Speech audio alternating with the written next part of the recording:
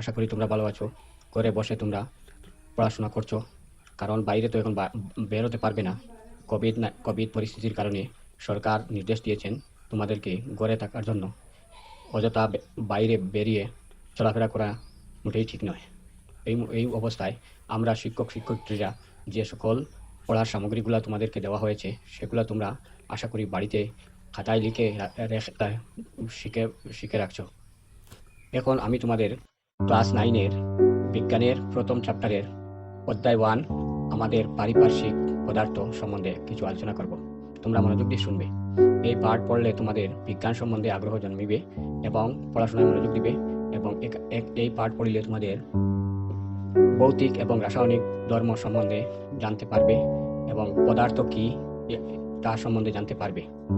তোমাদের বাড়িতে অনেকগুলা জিনিসপত্র দেখতে পাচ্ছ, খাওয়ার বস্তুগুলা বা আশপাশের বস্তুগুলা, ঘর বাড়ি, দরজা জানালা, মাটি, সিমেন্ট, জল ইত্যাদি, এবং মেঘ, গ্রহ নক্ষত্র সব কিছু তোমরা দেখতে পাচ্ছ।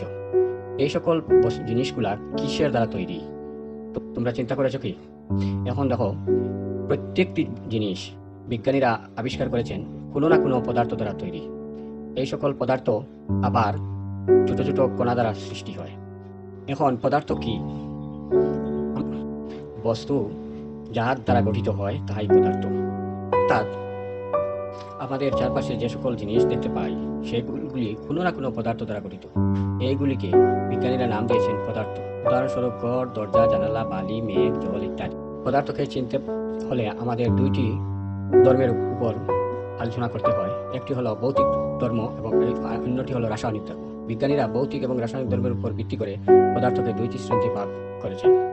আমরা কোনো জিনিস হাতে নিলে হয়তো দেখা মাত্র চিনতে পারি, আবার কোনো সময় কিছু অচেনা জিনিসও পাই, সেগুলিকে আমরা 5 ইন্দ্রিয়ের দ্বারা যাচাই করে ইহাকে চিনতে পারি। এইগুলিকে ভৌতিক ধর্ম বলে। আবার কোনো সময় চিনতে না পারলেও আমরা বিভিন্ন জিনিসের সাথে মিশিয়ে তার পরিবর্তন লক্ষ্য করি এবং ইহাকে চিনতে সক্ষম হই, সেইগুলিকে রাসায়নিক ধর্ম বলে। তাই বিজ্ঞানীরা প্রকাশ করেছেন যে ধর্মের উপর ভিত্তি করে সকল জিনিসগুলি কোনো না কোনো পদার্থ দ্বারা গঠিত হয়। আবার পদার্থগুলি ছোট ছোট কণা দ্বারা গঠিত হয়।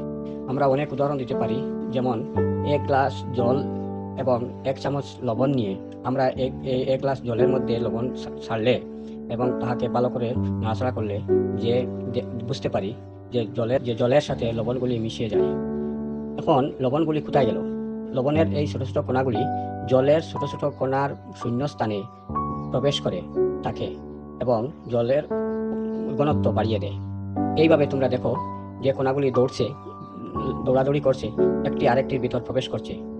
এইভাবে আরো অনেক উদাহরণ দেওয়া যায়, যেমন লেবুর রস জলে যখন মিশে যায় তখন এই জলগুলি কি হয়। এইভাবে আরো বিভিন্ন উদাহরণ দেওয়া যেতে পারে। তাহলে আমরা এখন কি শিখলাম? আমরা জানতে পারলাম যে কোনো বস্তু পদার্থ দ্বারা সৃষ্টি হয় এবং পদার্থ ছোট ছোট কণা দ্বারা সৃষ্টি হয়। পদার্থকে ইহার ভৌতিক এবং রাসায়নিক ধর্মের মাধ্যমে চেনা যায়। তাহলে আমরা এতটুকু আলোচনা করলাম, আর তোমরা ঘরে বসে আমার দেওয়া যে প্রশ্ন উত্তর দেওয়া আছে এই চ্যাপ্টারের সকল প্রশ্ন উত্তর আমি দিয়ে দিয়েছি। তোমরা এগুলা খাতায় লিখে রাখো এবং শিখে ফেলো। ধন্যবাদ।